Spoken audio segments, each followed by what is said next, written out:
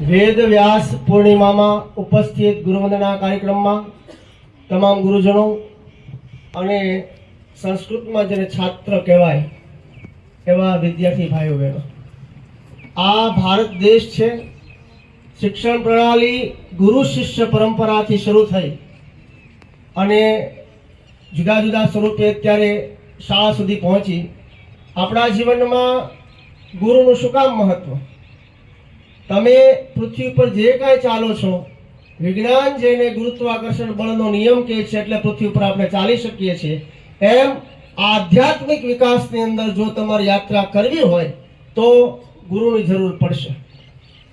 બીજું, જગતની અંદર જુદા જુદા ક્ષેત્રોમાં જુદા જુદા લોકો, ધર્મગુરુ હોય, રાજગુરુ હોય, સમાજની અંદર ગુરુ હોય, આધ્યાત્મિક ગુરુ હોય, કલા ગુરુ હોય, રમતગમતમાં પણ ગુરુ હોય.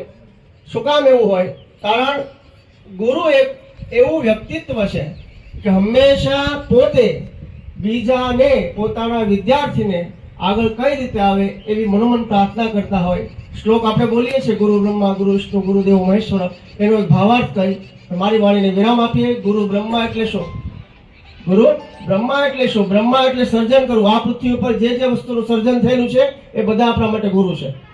જેને જેને જે કાંઈ સર્જન કર્યું એ બધા આપણા માટે ગુરુ. ગુરુ બ્રહ્મા ગુરુ વિષ્ણુ, વિષ્ણુનો અર્થ થાય પોષણ કરવું.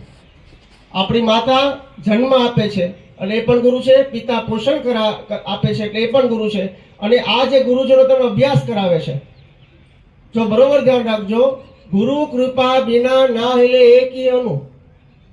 તમે ગમે એટલા હોશિયાર હોય, ગમે એટલી મહેનત કરતા હોય, પણ ગુરુ કૃપા ન મળે તો ક્યારેય સફળતા પ્રાપ્ત થતી નથી.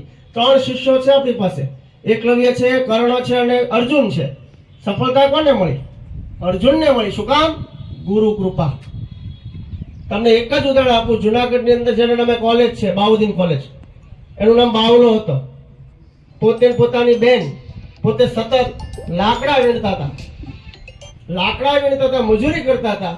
એવામાં એક સંત ત્યાંથી પસાર થાય, સંતને ઠંડી લાગતી હોય, પોતાના આજીવિકાના લાકડા ત્યાં પોતે સળગાવી અને સંતને ઠંડીમાંથી અભય બનાવે છે, દૂર કરે છે. ત્યારે સંતે એટલા આશીર્વાદ આપ્યા કે તું બાવલામાંથી એક મહાન વ્યક્તિ બની જઈશ. એ પોતે જે તે રાજ્યના દિવાન બન્યા. એના નામે અત્યારે કોલેજ છે. એટલે સંતની કૃપા, ગુરુની કૃપા શું ન કરી શકે? હું તમને અહીંયા તે મજાદર ગામ છે, દુલાભાઈ કાક જેનું નામ છે, એ પોતે શું કામ કરતા હતા? ગાયો ભેંસો ચરાવવાનું કામ કરતા હતા. પણ પીપાઓમાં એક સંત આવ્યા અને એની દ્રષ્ટિ થઈ. ગુરુની 3 દ્રષ્ટિ હોય, એ જોઈને પણ કૃપા કરી શકે. દ્રષ્ટિપાત કહેવાય એને.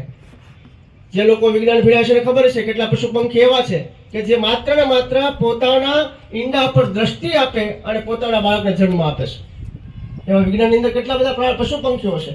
એમ ગુરુ પોતાની દ્રષ્ટિથી પોતાના વિદ્યાર્થીને મહાન બનાવી શકે. દ્રષ્ટિપાત. બીજો છે સ્પર્શ. હાથ મૂકવાથી, કૃપા કરવાથી અને સ્પર્શ કરવાથી. એટલે તે આપણે છે ને ગુરુને એવું કહી, શું કહે છે? ધ્યાન મૂલમ ગુરુ મૂર્તિ, મંત્ર મૂલમ ગુરુર વાક્યમ, પૂજા મૂલમ ગુરુર પદમ, મોક્ષ મૂલમ ગુરુર પૂજા. ગુરુની કૃપા હોય તો જ તમે આગળ વધી શકો. અને ગુરુની કૃપા મળે કઈ રીતે? ગુરુની કૃપા કઈ રીતે મળે? 60% હોય તો પણ વાંધો નથી, 90% હોય તો પણ વાંધો નથી. એ બરોબર ધ્યાન રાખજો કે ગુરુની કૃપા મળે ક્યાંથી? તો તુલસીદાસ રામચરિતમાનસની અંદર લખે છે, તુલસી સાથે વિપત કે વિદ્યા વિનય વિવેક. તમારામાં વિદ્યા પ્રાપ્તિની અભિલાષા હોય, તમારામાં વિનય હોય, તમારામાં વિવેક હોય, તમે સત્કૃત્ય કરતા હો, તમારે રામ ઉપર તમને ભરોસો હોય તો ગુરુ કૃપાની પ્રાપ્તિ થાય. તો આમ ગુરુ કૃપા બધા પર બની રહે. ગુરુનું આપણા જીવનમાં ઘણું બધું મહત્વ છે. ગુરુ ગમે તે હોઈ શકે, ઉંમરમાં નાના પણ હોઈ શકે. અથવા તો ગુરુ એટલે શું? પેલો ગ લઈને જેનામાં જે ગુણ છે ને તમે લ્યો એ તમારા ગુરુ. અને બીજું રૂ છે, તમને સરળ બનાવે, તમને રૂચો બનાવે, સહેજે અહંકાર ન આવે, રાગ દ્વેષ ન આવે, તમને જે સરળ બનાવી તમારા માટે ગુરુ. એટલે જ તે કીધું છે શું? વસુદેવ સુતમ દેવમ કંસ ચારુણ મર્દનમ દેવકી પરમાનંદમ કૃષ્ણમ વંદે જગતગુરુ. કૃષ્ણમ વંદે જગતગુરુ એમને નથી કહેવાનું. તો તમને જે સરળ બનાવે, તમને જે ગુણ આપે એ બધા તમારા માટે ગુરુ. બધાને ગુરુ વંદના અહીંયા થઈ. એ બધાને એક ફરીવાર ખૂબ ખૂબ અભિનંદન. તમે આ એક અમારું તમારું કોઈ ઓલું નથી, પણ અમારા તરફથી એક ભાવ છે. આ ગુરુવંદના એ અમારા તરફથી ભાવ છે. આ પરંપરા બની રહે. વ્યાસ પૂર્ણિમા નિમિત્તે બધાને શુભેચ્છા. અયમ નિજો પરોવેતિ ગણના લઘુ ચેતસામ ઉદાર ચરિતાનામ વસુદેવ કુટુંબકમ અસ્તુ. ધન્યવાદ.